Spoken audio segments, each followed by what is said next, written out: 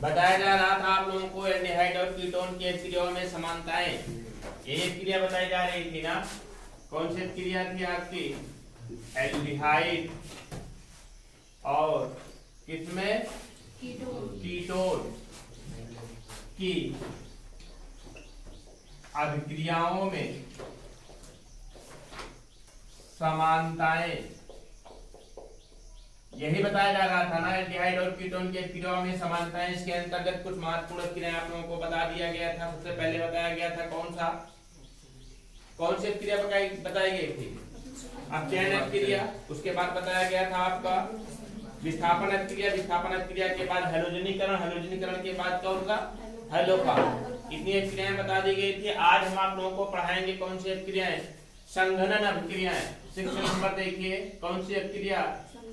संघनन अभिक्रिया। संघनन अभिक्रिया। संघनन का मतलब क्या होता है? संघनन का मतलब क्या होता है? संघनन का मतलब होता है दो या दो से अधिक अणुओं को आपस में मिलना। क्या कहलाता है? संघनन कहलाता है। और जब एल्डिहाइड के दो अणु आपस में मिलते हैं तो जिसका निर्माण होता है उसे क्या कहा जाता है? एल्डोल। क्या कहते हैं हम? एल्डोल कहते हैं। एल्डिहाइड के अंतर्गत की बात करते हैं, एल्डिहाइड के अंतर्गत बात करते हैं तो महत्वपूर्ण एल्डिहाइड कौन सा होता है आपका? एस्टल्डिहाइड। कौन सा एल्डिहाइड महत्वपूर्ण है? एस्टल्डिहाइड। तो समझिए संघनन अभिक्रिया।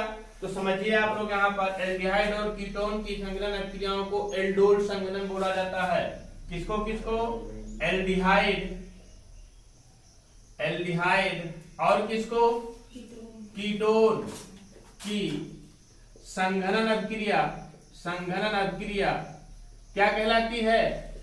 एल्डोल संघनन कहलाती है। क्या कहलाती है? एल्डोल संघनन कहलाती है। ध्यान दीजिएगा, पूछा जाता है कि एल्डोल संघनन किसे कहते हैं? एल्डोल संघनन किसे कहा जाता है? तो एल्डोल संघनन पूछा जाएगा तो आप यही बताओगे कि जब एल्डिहाइड के दो अणु या कीटोन के दो अणु आपस में मिल करके एल्डोल का निर्माण करते हैं तो इस प्रकार की क्रिया को कौन सी क्रिया कहा जाता है? एल्डोल संघनन क्रिया कहते हैं। देखिए एल्डिहाइड के दो अणु का संयोग किस तरीके से होता है, या कह सकते हैं कि एल्डिहाइड के दो अणु किस तरीके से आपस में मिलते हैं।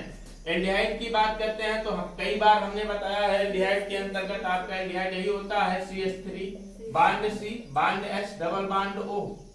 CH3CHO एल्डिहाइड है ना, और इस एल्डिहाइड के साथ दूसरा एल्डिहाइड जुड़ जाए, H bond C bond H bond H bond C bond H double bond O।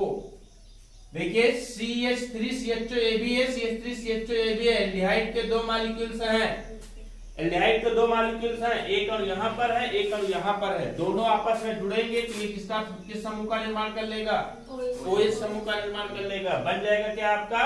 OH बन जाएगा। और बनेगा क्या यहाँ पर? देखिए आपका बनेगा CH3 bond C bond OH समूह बनेगा। OH समूह इस कार्बन के साथ जाकर के जुड़ जाएगा और इसके बीच में सिंगल बांड आ जाएगा। देखो जो OH समूह बना है वो OH समूह उसी कार्बन परमाणु के साथ जाकर के जुड़ता है, समझ पा रहे हैं ना। और ये कार्बन परमाणु जाकर के सीधा सीधा इस कार्बन एटम्स के साथ जुड़ जाता है C, और इस पर क्या एक हाइड्रोजन ऊपर एक हाइड्रोजन नीचे जुड़ेगा। ये आपका बांड क्या कहलाता है? H double bond O। यही क्या है आपका? एल्डोल। क्या कहते हैं? एल्डोल कहलाता है। क्या कहते हैं इसे? हम एल्डोल कहते हैं। क्या है आपका? एल्डोल। और यह क्रिया कौन सी क्रिया कहलाती है? एल्डोल संघनन कहलाती है। इसका नाम होता है बीटा हाइड्रॉक्सी ब्यूटाइल्डिहाइड। इसको क्या बोलते हैं? Beta hydroxy butyraldehyde. Beta hydroxy butyraldehyde का निर्माण होता है। फिर से समझिए ध्यानपूर्वक आप लोग, एल्डिहाइड का एक अणु एल्डिहाइड के दूसरे अणु के साथ जुड़ जाता है और जुड़ने के बाद एक यौगिक का निर्माण करता है जिसे एल्डोल बोला जाता है। और यह क्रिया कौन सी क्रिया कहलाती है? एल्डोल संघनन कहलाती है। ध्यान से देखिए कि एल्डोल संघनन हुआ कैसे है। CH3CHO यहाँ भी है, CH3CHO यहाँ भी है, CH3CHO CH3CHO। अब यहाँ पर क्या हुआ है कि कार्बोनिल समूह का ऑक्सीजन परमाणु, मेथिल समूह का हाइड्रोजन परमाणु दोनों मिल करके किसका निर्माण कर लिया है? OH एल्कोहलिक ग्रुप का निर्माण कर लिया और एल्कोहलिक ग्रुप जाकर के इस कार्बन परमाणु के साथ जुड़ गए, इस कार्बन परमाणु के साथ जुड़ गए हैं और बांड C इस कार्बन के साथ में ऊपर नीचे हाइड्रोजन बांड, इसके ऊपर हाइड्रोजन बांड इस तरीके से जुड़ गया। इसे क्या कहा गया है?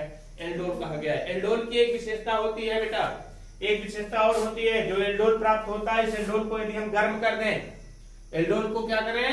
गर्म कर दें, तो क्या परिवर्तन होता है? देखिए लिखेंगे हम क्या यहाँ पर, एल्डोल, एल्डोल का मतलब कौन सा? बीटा हाइड्रोक्सी ब्यूटाल्डिहाइड,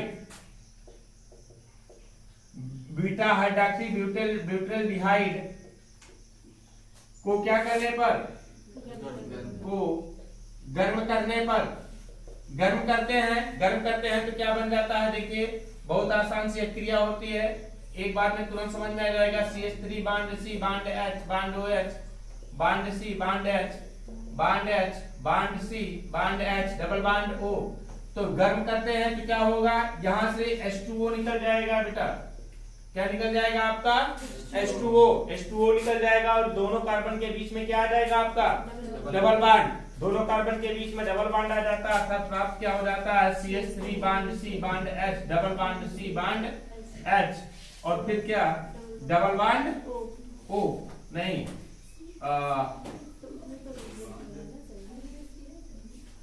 कहां से निकला है जी? यहां से निकला है ना, अभी एक सी और है, ये डबल बांड O, ये बनेगा ना, ये बनेगा ना। देखिए H2O निकल जाएगा, CH3 CH इसके बीच में डबल बांड, फिर CH डबल बांड O, यहाँ पर एक कैसे रहेगा, ये है ना। इसे क्या कहेंगे हम? इसे कहा जाता है क्या? क्या कहेंगे? क्रिटनल्डिहाइड। किसकी प्राप्ति होती है? क्रिटनल्डिहाइड की प्राप्ति होती है, क्रिटनल्डिहाइड बनता है। अब चाहे इसी को इस तरीके से लिख लीजिए, चाहे थोड़ा सा शॉर्ट में लिख लीजिए, बात एक ही है। समझ में आ रहा है ना रिएक्शन? रिएक्शन समझ में आ रहा है ना? अगर इस तरीके से ना समझ में आ रहा हो तो थोड़ा सा और शॉर्ट कर दें इसको, नहीं तो कंफ्यूजन हो जाएगा आप लोगों को। CH3 CHO हो जाएगा यहाँ पर, और ये भी क्या हो जाएगा आपका? CH3 CHO। अब आया, देखिए इन दोनों कार्बन के बीच में डबल बांड आएगा, इन दोनों कार्बन के बीच में क्या आ जाएगा? डबल बांड आ जाएगा और H2O की प्राप्ति हो जाएगी। यहाँ पर H2O निकल जाएगा। ध्यान दीजिएगा, इसको हमने क्या किया है? गर्म के। इसका नाम क्या होता है? क्रोटनल्डिहाइड। क्या नाम होता है? क्रोटनल्डिहाइड का निर्माण होता है। फिर से समझिए एल्डोल के बारे में। एल्डोल संघनन बहुत इंपॉर्टेंट है, पूछा जाता है कि एल्डोल संघनन कहते कितने हैं? एल्डिहाइड के दो अणु आपस में जुड़ करके योगात्मक यौगिक बनाते हैं, जिसे क्या कहा जाता है? एल्डोल कहलाता है, एल्डोल कहलाता है। अब इस एल्डोल को, एल्डोल बना कैसे? यहाँ पर कार्बन और ऑक्सीजन के बीच में डबल बॉन्ड है, कार्बन और यहाँ पर मेथिल का एक हाइड्रोजन, दोनों मिलकर के किसका निर्माण कर लेता है? OH समूह का निर्माण कर लेता है, OH समूह बना लेता है। OH समूह बनने के बाद इसे बोला जाता है एल्डोल, ऐसे कहते हैं बीटा हाइड्रोक्सी ब्यूटाल्डिहाइड, बीटा हाइड्रोक्सी ब्यूटाल्डिहाइड। फिर एल्डोल को क्या करते हैं? हम गर्म करते हैं, गर्म करने के बाद H2O जल का एक यहाँ से निकल जाता है, क्या प्राप्त हो जाता है आपका? क्रिटनल्डिहाइड का निर्माण हो जाता है, क्रिटनल्डिहाइड का निर्माण होता है। तो लिखिए। अच्छा, यही नहीं कि आप लोगों ने सिर्फ किसके साथ अभी एल्डोल संघनन देखा? एल्डिहाइड के साथ देखा। अब यही एल्डोल संघनन किसके साथ देखेंगे? कीटोन के साथ देखेंगे। रिएक्शन समझ में आ गई ना? दिमाग में बैठ गई अच्छी तरीके से? बहुत इंपॉर्टेंट है, बोर्ड एग्जाम की दृष्टि से बहुत इंपॉर्टेंट है कि एल्डोल संघनन किसे कहा जाता है। तो लिखिए एल्डिहाइड और कीटोन दोनों संघनन क्रियाएं करते हैं,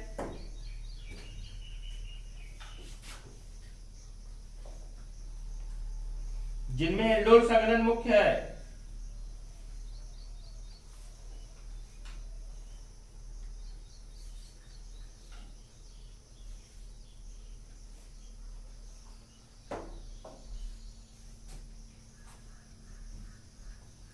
नेलेंस लिखिए।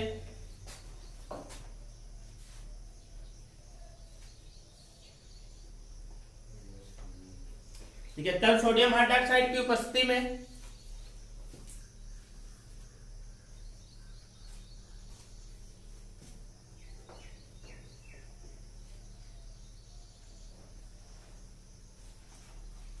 तल सोडियम हाइड्रोक्साइड की उपस्थिति में एल्डिहाइड के 2 अणु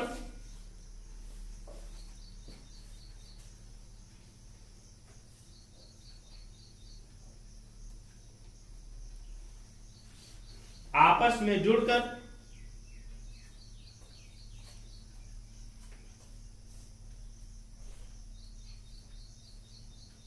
बीटा हाइड्रोक्सी ब्यूटाल्डिहाइड बनाते हैं।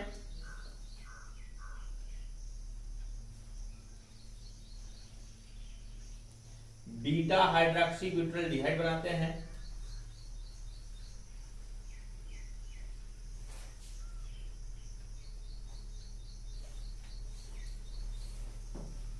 जिसे क्या कहते हैं? एल्डोल कहते हैं। जिसे एल्डोल कहते हैं।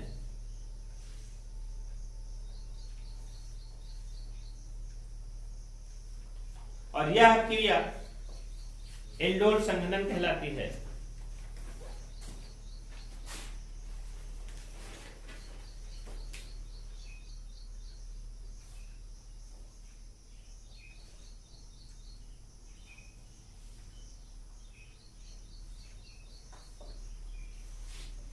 एल्डोल को गर्म करने पर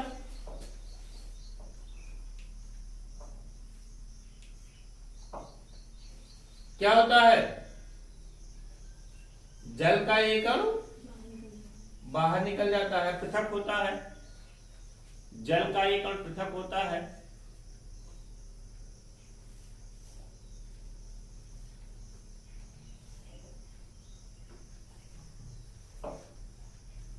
और क्रिटिनल्डिहाइड का निर्माण होता है। क्रोटिनल्डिहाइड का निर्माण होता है। क्रोटिनल्डिहाइड का निर्माण होता है।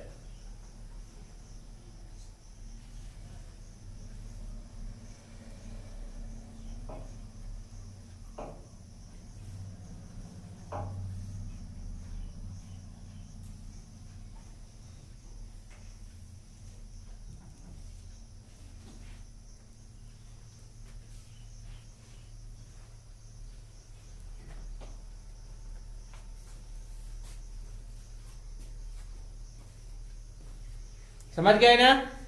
रिएक्शन समझ गए अच्छे से? एल्डिहाइडों के साथ एल्डोल संघनन समझ गए अच्छे से? नोट कर लीजिए इसको।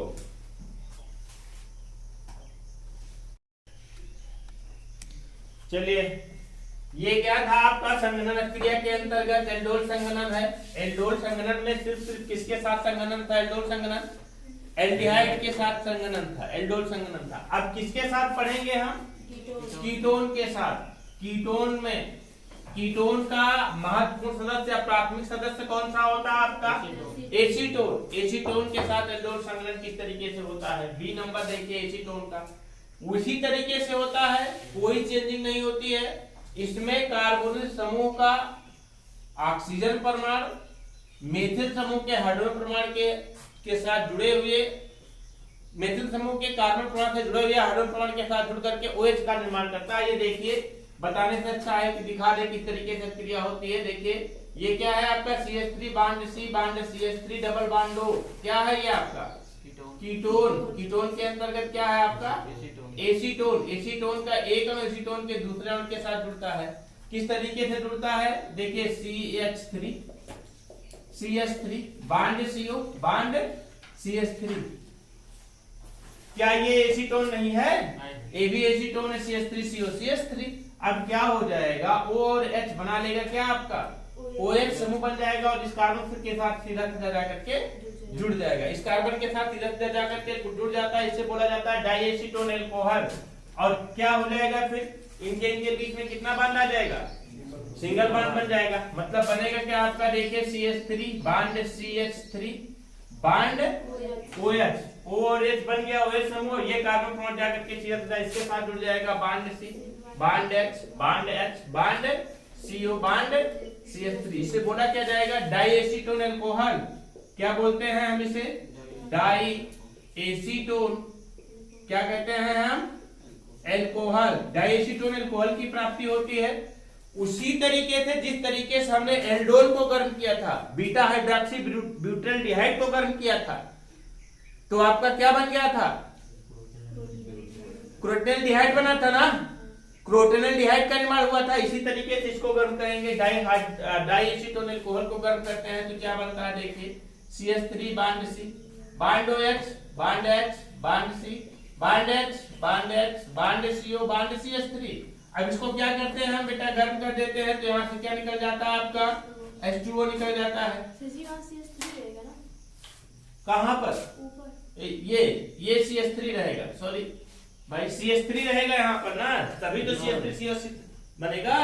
और देखिए यहाँ से क्या निकल जाएगा आपका H2O निकल जाएगा। जैसे H2O निकलेगा, इस कार्बन और इस कार्बन के बीच में कितना आ जाएगा, डबल बांड आ जाएगा। जब इस कार्बन और इस कार्बन के बीच में डबल बांड आ जाएगा, CH3 bond C bond CH3, double bond क्या बनेगा, C bond H bond CO bond CH3। ये क्या है जानते हैं, मेसिटिल ऑक्साइड, इसे बोला क्या जाता है, मेसिटिल ऑक्साइड बोलते हैं, मेसिटिल ऑक्साइड कहा जाता है।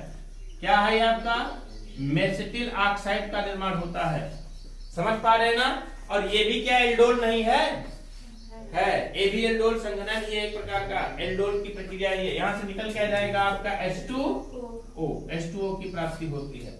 समझ गए रिएक्शन को कि फिर से बताना पड़ेगा, ध्यान में रखिएगा। यहाँ पर रखता है आपका बेरियम हाइड्रोक्साइड, क्या लगेगा, BaOH का होल ट्वाइस, BaOH का होल ट्वाइस बेरियम हाइड्रोक्साइड लगता है। बेरियम हाइड्रोक्साइड की उपस्थिति में एसीटोन के दो अणुओं को मिला करके गर्म करते हैं तो डाई एसीटोन अल्कोहल प्राप्त होता है। डाई एसीटोन अल्कोहल को पुनः गर्म कर देते हैं तो क्या बन जाता है आपका मेसिटिल ऑक्साइड। ये एल्डोल संघनन ये भी है, आपको जो समझ में आए, अगर पूछा जाता है कि एल्डोल संघनन किसे कहते हैं या एल्डोल संघनन पर संक्षिप्त टिप्पणी लिखिए या एल्डोल किसे कहा जाता है, एल्डोल संघनन पर संक्षिप्त टिप्पणी लिखिए तो लिखेंगे डायरेक्ट क्या, एल्डिहाइड और कीटोन की संघनन अभिक्रियाएं एल्डोल संघनन कहलाती हैं।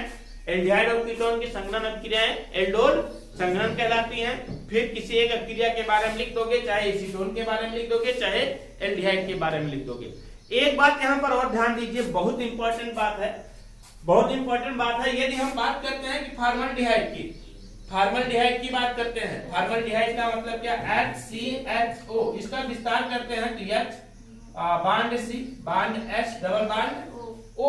और यहाँ पर फॉर्मल्डिहाइड का दूसरा अणु अगर जुड़ना चाहे, दूसरा अणु जुड़ना चाहे तो क्या जुड़ेगा, नहीं जुड़ेगा। क्यों नहीं जुड़ेगा, रीजन वही है, कौन सा, जो कल हमने बताया था आप लोगों को, अल्फा हाइड्रोजन परमाणु अनुपस्थित होता है। इस पर देखिए यहाँ पर क्या जुड़ा हुआ, किसके साथ हो रही है क्रिया, कार्बन परमाणु के साथ जुड़े, कार्बोनिल समूह है ना, कार्बोनिल समूह के साथ जुड़े हुए इस कार्बन परमाणु पर, जिस पर हाइड्रोजन परमाणु की संख्या है, और इस हाइड्रोजन परमाणु पर इस दूसरे वाले कार्बन समूह के साथ जुड़ करके OH का निर्माण कर रहे हैं। बन रहा है कि नहीं, मतलब कुल मिलाकर के इतना जानिए कि यह क्रिया वही हो रही है जहां पर अल्फा हाइड्रोजन परमाणु उपस्थित है। और अल्फा हाइड्रोजन परमाणु के बारे में हमने आप लोगों को बताया था कि जब कार्बोनिल समूह के साथ में कार्बन परमाणु जुड़ा होता है और उस कार्बन परमाणु के साथ में जो हाइड्रोजन होती है उसे अल्फा हाइड्रोजन, और उस कार्बन परमाणु को अल्फा कार्बन परमाणु बोला जाता है। और तब जाकर के यही हाइड्रोजन परमाणु इसके साथ OH का फॉर्मेशन करेगा। लेकिन फॉर्मल्डिहाइड की बात करते हैं, HCHO में अल्फा कार्बन परमाणु ही नहीं है तो अल्फा हाइड्रोजन की बात ही नहीं होगी, तो अल्फा हाइड्रोजन उपस्थित होता है। इसलिए फॉर्मल्डिहाइड अल्फा हाइड्रोजन क्या होता है, अनुपस्थित होता है। इसलिए फॉर्मल्डिहाइड एल्डोल संघनन में संघनन अभिक्रियाएं नहीं करते हैं। तो इसको नोट करके लिख लीजिएगा आप लोग। क्या लिखेंगे यहाँ पर, क्या लिखेंगे कि फॉर्मल्डिहाइड में, क्या लिखेंगे यहाँ पर हम कि फॉर्मल्डिहाइड में, फॉर्मल्डिहाइड में alpha hydrogen, alpha hydrogen, alpha hydrogen जानते हैं ना आप लोग, अल्फा कार्बन परमाणु से जुड़ा हुआ हाइड्रोजन परमाणु। और अल्फा कार्बन परमाणु कौन सा होता है, जिससे क्रियात्मक समूह जुड़ा हुआ है। अब फॉर्मल्डिहाइड में अल्फा हाइड्रोजन अनुपस्थित होता है, अनुपस्थित होता है, जिसके कारण, जिसके कारण क्या नहीं होता, एल्डोल संघनन नहीं करता, एल्डोल संघनन नहीं करता। समझ आए ना, नहीं करता। नोट कर लीजिए इसको, कीटोन की अभिक्रिया नोट कर लीजिए।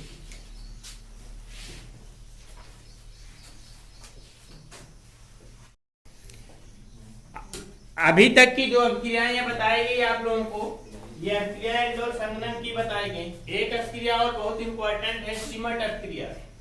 कौन सी अभिक्रिया? सिमट अभिक्रिया।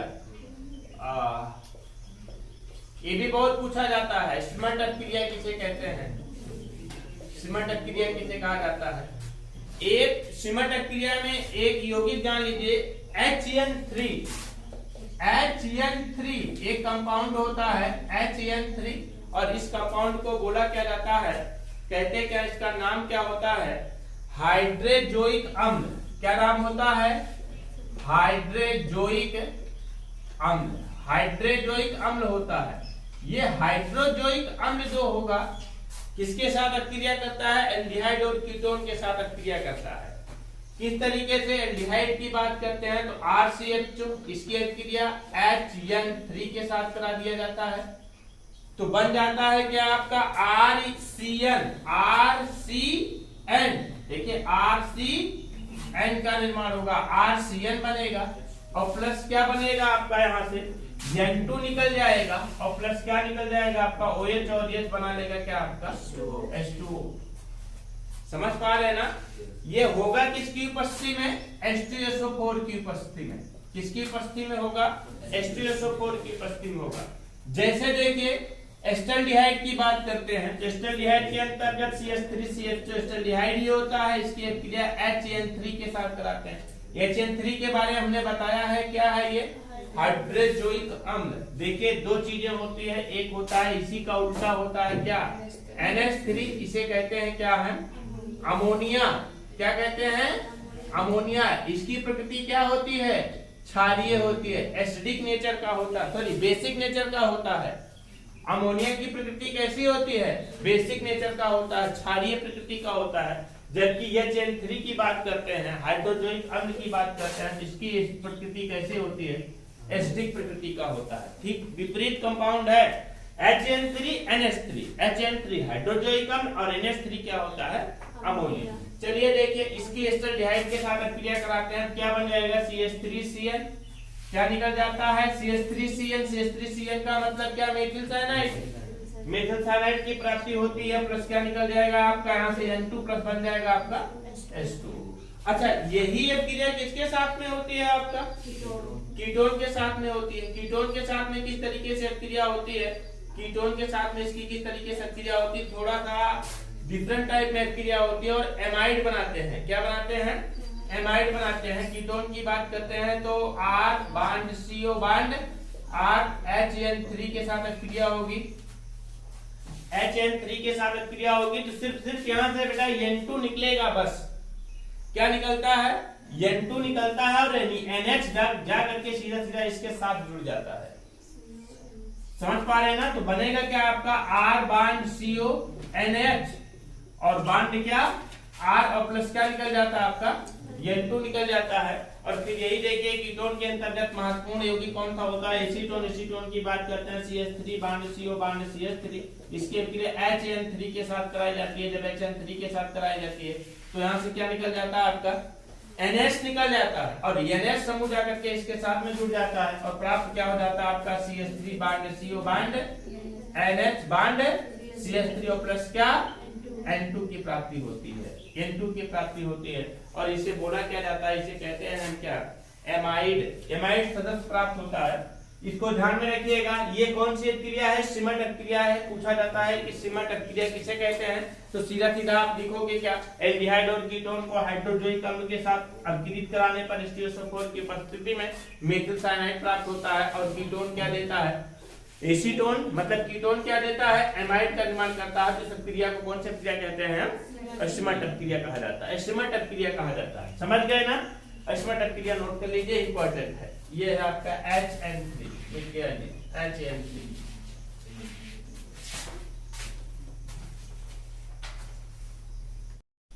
ये जो अभिक्रिया अभी तक आप लोग पढ़ रहे थे एल्डिहाइड और कीटोन की अभिक्रिया में समानताएं, समस्त समानता अभिक्रिया हो गई है।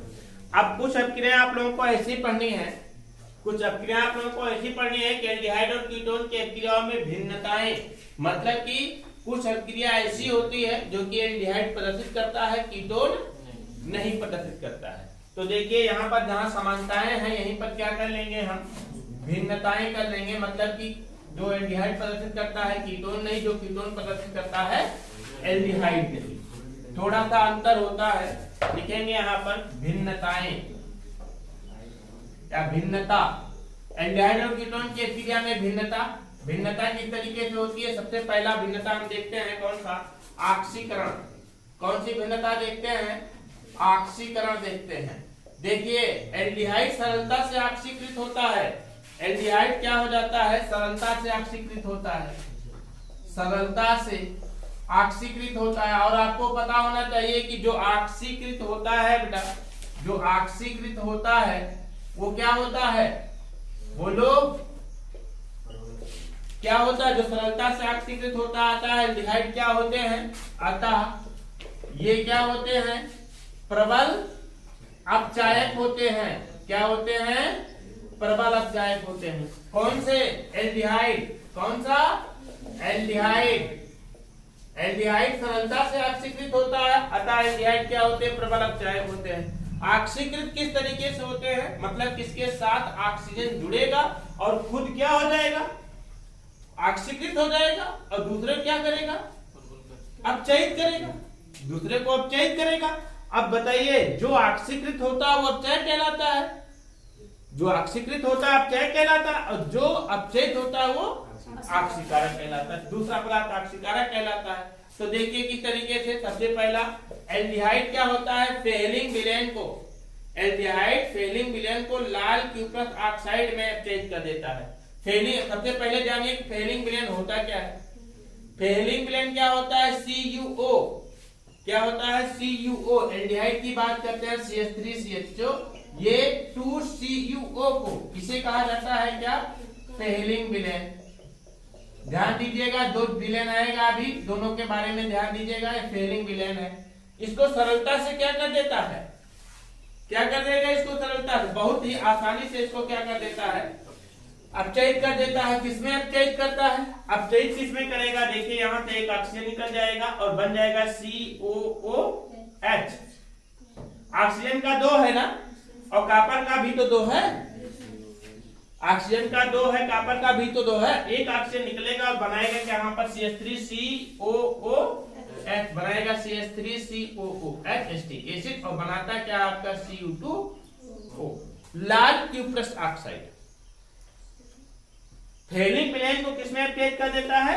लाल क्यूप्रस ऑक्साइड में अपचयित कर देता है। दूसरा देखिए एल्डिहाइड, दूसरा देखिए एल्डिहाइड दूसरा क्रिया क्या करता है? टालेन अभिकर्मक। टालेन अभिकर्मक क्या होता है? Ag2O को क्या कहते हैं? टालेन अभिकर्मक कहते हैं। किसको? Ag2O को। देखिए CH3CH2 है, ये Ag2O को, किसको? Ag2O को। Ag2O क्या होता है आपका? टालेन अभिकर्मक। क्या होता है? टालेन अभिकर्मक होता है। टालेन अभिकर्मक को किसमें अपचयित कर देता है? सिल्वर दर्पण में या रजत दर्पण में। किस तरीके से? किसमें अपचयित कर देता है? रजत दर्पण में। किस तरीके से? CH3COOH बना लेगा क्या आपका? CH3COOH और प्लस क्या बनाएगा आपका? 2Ag। ऑक्सीजन का एक ही तो है और सिर्फ Ag ही तो बचा है, तो क्या बनेगा? 2Ag। इसे कहा जाता है क्या? रजत दर्पण। क्या कहते हैं हम? रजत दर्पण का निर्माण होता है। फिर देखिए एल्डिहाइड यही नहीं, इसी तरीके से ऑक्सीकृत नहीं होता। एल्डिहाइड आपका सोडियम डाइक्रोमेट और स्टीरोफोर की उपस्थिति में भी ऑक्सीकृत हो जाता है। किस तरीके से? CH3CH2, इसका ऑक्सीडेशन होगा किसकी उपस्थिति में? Sodium dichromate. सोडियम डाइक्रोमेट की बात करते हैं Na2Cl2O7, Na2Cl2O7 और प्लस किसकी उपस्थिति में? स्टीरोफोर की उपस्थिति में ऑक्सीकृत हो जाता है। बना लेता है क्या? CH3COOH बनाएगा क्या आपका? CH3COOH। लेकिन ध्यान दीजिए यहाँ पर ऑक्सीकरण की प्रक्रियाएं जो हो रही हैं आप लोगों की, इसमें जितना एल्डिहाइड में कार्बन परमाणु है, जितना एल्डिहाइड में कार्बन परमाणु है उतना ही एसिटिक एसिड में भी कार्बन परमाणु है। अर्थात कार्बन परमाणु की संख्या क्या है? सेम है। कोई दिक्कत इसमें तो है नहीं, कोई चेंजिंग हो नहीं रही है। सब ऑक्सीकृत होकर के क्या बना रहा है? एसिटिक एसिड बना रहा है और सबको क्या कर दे रहा? अपचयित कर दे रहा। ठीक है। लेकिन अगर हम कीटोन की बात करते हैं, किसकी बात करते हैं? ये तो A नंबर था एल्डिहाइड, B नंबर किसकी बात करते हैं? हम कीटोन की बात करते हैं। तो कीटोन सरलता से ऑक्सीकृत होता ही नहीं है। पहली बात तो इसको जानिए, कि सरलता से ऑक्सीकृत नहीं होता, लेकिन प्रबल अपचायकों की उपस्थिति में बहुत, जैसे आपका यहाँ पर सल्फ्यूरिक एसिड लगा दें, नाइट्रिक एसिड लगा दें, इन सब की उपस्थिति में ऑक्सीकृत होता है। कीटोन की विशेषता होती है, कीटोन आसानी से तो ऑक्सीकृत होता ही नहीं है, ऑक्सीकृत होता ही नहीं, लेकिन अगर कोई प्रबल ऑक्सीकारक लगा देंगे, कोई भी प्रबल ऑक्सीकारक लगा दें, जैसे नाइट्रिक अम्ल लगा दें, इन सब की उपस्थिति में बहुत कठिनाई से, वो भी बहुत कठिनाई से ऑक्सीकृत होता है, और ऑक्सीकृत होने के बाद भी कंपाउंड का निर्माण तो करता है, लेकिन जितना कार्बन परमाणु था उतने कार्बन परमाणु थे, उसकी कार्बन परमाणु की संख्या क्या हो जाती है, कम हो जाती, घट जाती है। जैसे देखिए कि एसीटोन की बात करते हैं तो एसीटोन क्या होता है, CH3COCH3, ये ऑक्सीकृत होता है बेटा, बहुत तेजी से ऑक्सीकृत नहीं होता है, बहुत धीमी गति से ऑक्सीकृत होता है, ये कह सकते हैं होता ही नहीं, लेकिन जबरदस्ती इसको ऑक्सीकृत कराया भी जाता है, तो बन जाता है, क्या जानते हैं, बन जाता है एसिटिक एसिड। एसिटिक एसिड का मतलब CH3COH बन जाता है, प्लस कार्बन डाइऑक्साइड निकलता है, प्लस H2O निकलता है, कार्बन डाइऑक्साइड और H2O निकलता है, ये भी एसिटिक एसिड में ऑक्सीकृत हो रहा है, लेकिन बहुत कठिनाई से ऑक्सीकृत होता है, और बहुत कठिनाई से ऑक्सीकृत होने के बाद इसका थोड़ा सा चेंजिंग हो जाती है, क्या कि इसमें का मूल में कार्बन परमाणु की संख्या 3 थी, जबकि इसमें कार्बन परमाणु की संख्या क्या हो जाती है, 2 हो जाती है, अर्थात घट जाती है। ये क्या है, एल्डिहाइड और कीटोन की भिन्नताएं हैं। क्या क्या भिन्नता देखने को मिली आप लोगों को, कि एल्डिहाइड तो आसानी से ऑक्सीकृत हो जाता है, एल्डिहाइड तो आसानी से ऑक्सीकृत हो जाता है, बहुत आसानी से ऑक्सीकृत हो जाता है, बहुत आसानी से, लेकिन ये आसानी से ऑक्सीकृत नहीं होता है, और ऑक्सीकृत होता भी है जिसमें कार्बन परमाणु की संख्या क्या होती है, कम होती है। बकायदे इसको हम कल फिर से एक बार समझाएंगे आप लोगों को, एल्डिहाइड और कीटोन के अक्षरों में भिन्नता, एक ही भिन्नता नहीं है, अभी बहुत सारी भिन्नताएं हैं, जो कि कल बताई जाएगी, इसको कल लिखिएगा आप लोग, कल बताया जाएगा।